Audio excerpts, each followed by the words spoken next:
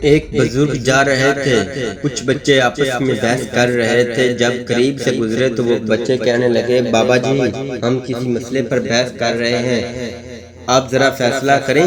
اس نے کہا، بیٹا کیا مسئلہ ہے؟ بچے نے کہا، ہم آپس میں بحث کر رہے ہیں کہ ایک آدمی بڑا نیک ہو، کبھی گناہ نہ کیا ہو، اس کے دل پر اللہ کی خاص نظر رہتی ہے، یا ایک آدمی بڑا ہی گناہ گار ہو، سچی توبہ کر لے، اس کے دل پر خاص نظر رہتی ہے۔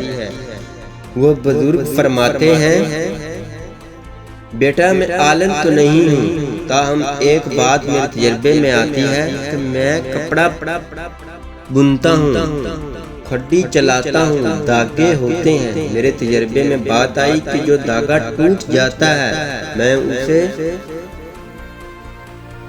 گروہ لگاتا ہوں، مطلب گانٹھ لگاتا ہوں، اس کے بعد اس پر خاص نظر رکھتا ہوں کہ دوبارہ ٹوٹ نہ جائے۔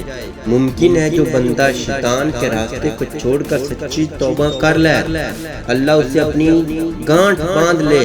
ممکن ہے کہ اللہ تعالیٰ اس کو اپنی نظر میں رکھتا ہے کہ اس کے دل پر اللہ کی خاص نظر رہتی ہے کہ وہ بندہ دوبارہ نہ ٹوٹ جائے۔